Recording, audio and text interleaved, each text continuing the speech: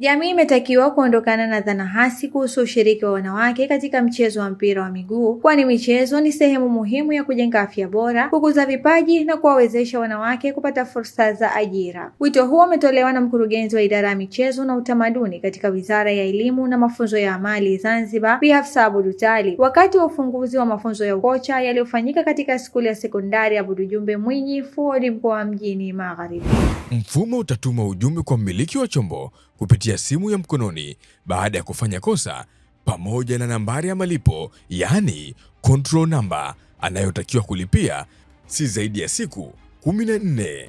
Bi Hafsa amesema ushiriki wa wanawake katika soka unapaswa kupewa nafasi na kuungwa mkono na jamii ili wanawake waweze kutumia vipaji vyao na kunufaika na fursa zinazotokana na michezo. Sisi kama wizara kwa kweli tunashukuru sana kwaweza kushirikiana na sisi katika kutushirikisha katika utoaji wa mafunzo kwa wadau wa michezo mbalimbali wakiwemo wanafunzi wetu, lakini vile vile walimu wetu. Lakini si hilo tu, nawashukuru pia kwa kuendesha programu hii ya kuweza kutumia ile mbinu ya michezo ambayo ni mbinu ya kisasa inayoitwa Purposeful for Play. Kwa hiyo mbinu hii ni nzuri sana katika kuwafundisha walimu, lakini ni mbinu nzuri sana katika michezo, kwa sababu unapotumia mbinu hii au mbinu hii ni moja wapo ya mbinu ambazo inakuwa ni vyema kuzitoa kwa wakufunzi mbalimbali au makocha mbalimbali, kwa sababu zinasaidia pia katika kuondosha udhalilishaji ambao ulokuwepo katika au kupitia michezo mbalimbali au kupitia jamii. Kwa hiyo utakuta kwamba walimu au makocha ambao wanapoa mafunzo wakitumia mbinu hii, manake ni kwamba wanaisaidia jamii nzima kuhusiana na swala zima la kuepusha udhalilishaji katika swala zima la michezo. Swala zima la mpira wa miguu kama tulivyozungumzia kwamba si uhuni kwa kushiriki wa wanawake, hapana, kama dhana ambayo tulikuwa tunazo, kwa sababu tuna dhana potofu baadhi ya watu kwamba tunaposhiriki michezo especially katika mpira wa miguu kwa wanawake tunahisi kwamba ni uhuni. Jambo hili si uhuni, isipokuwa kwamba tunaweza kuimarisha viwili vyetu, lakini vile vile kuweza kujitangaza na sisi kama Zanzibar, kama Tanzania, kama wanavyoshiriki wenzetu katika mataifa mbalimbali. Na michezo, naomba nielimishe jamii kwamba michezo zaidi inajenga maadili. Kwa jina naitwa Dalila Jafari Mtwana. Nia na madhumuni si kama sisi katika taasisi ya Weza si kucheza mpira tu, bali katika mpira huo kuna michezo mbalimbali ambayo kwa inajumuisha kwa ajili ya watoto, tuseme haki za watoto, kupata elimu, chakula bora na mafunzo tuseme kama hedhi salama na kulindwa na hata kusikilizwa. Kwa hivyo katika mpira ule inakuwa na ujumbe ndani yake mbalimbali. Sasa pamoja na yote hayo tunamjumuisha watu mbalimbali ambao kwa watu wenye ulemavu, ambao kwa amputii, tuna ulemavu wa uziwi, na kuna makocha na walimu ambao kwa mjumuisho ambao kwa tuko nao pamoja hapa leo. Coaches Across Continents ni shirika la kimataifa linalofanya kazi na zaidi ya washirika 1000 katika nchi 133. Linatumia Purposeful Play kuleta mabadiliko katika jamii na kuchangia kufikia malengo 17 ya maendeleo endelevu.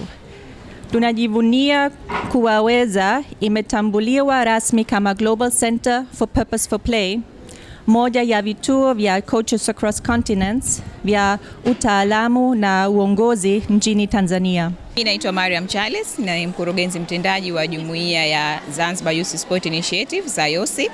Kiukweli mafunzo haya ya kucheza kwa kujifunza, kwa Kiswahili tunasema, au kucheza kwa malengo, Purposeful Play, ni moja ya mafunzo ambayo yatawasaidia makocha, walimu ambao wameweza kushiriki katika mafunzo haya ya siku 3.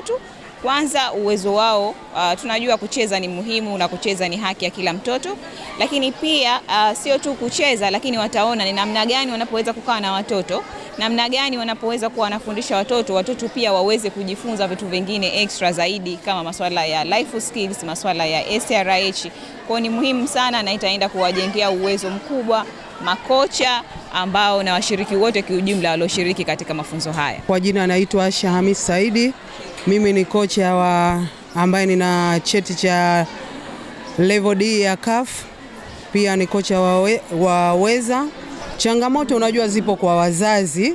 Unajua mtoto wake labda akimwona ni mlemavu au hasikii au ana ulemavu wa kutokusikia au hawezi kuongea, kwa hiyo anahisi labda mtoto yule yeye hawezi kujifunza chochote, lakini kumbe iko tofauti. Na ndio maana sasa hivi tunawakusanya watoto wa design hizi kuwapa elimu wazazi, wawaruhusu watoto wao waweze kuwashirikisha katika michezo tofauti tofauti. Hizi ni ripoti za ASAM Online TV, imeandaliwa na Abdullahi Abdallah na kusomwa nami Huzaima Khamis, bila kusahau nyuma kamera ni Jabir Ridwan.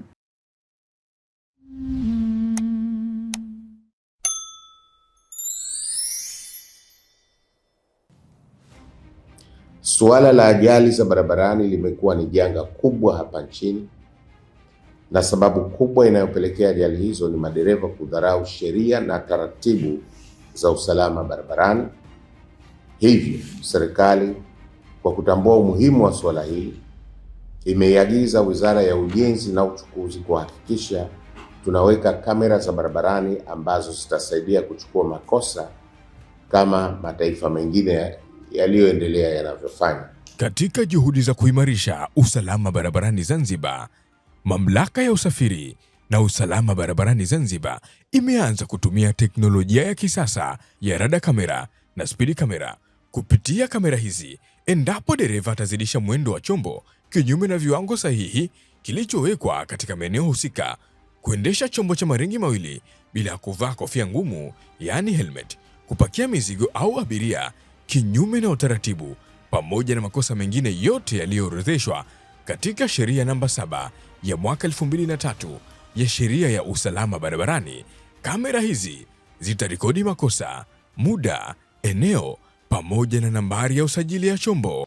Kisha mfumo utatuma ujumbe kwa mmiliki wa chombo kupitia simu ya mkononi baada ya kufanya kosa, pamoja na nambari ya malipo yaani control number anayotakiwa kulipia si zaidi ya siku 14. Mamlaka inawasisitiza wananchi wote wa Zanzibar kubadilisha umiliki wa vyombo vya moto mara tu baada ya mauziano, kwani faini hutozwa kwa jina la mmiliki aliyesajiliwa katika mfumo na kadi ya chombo.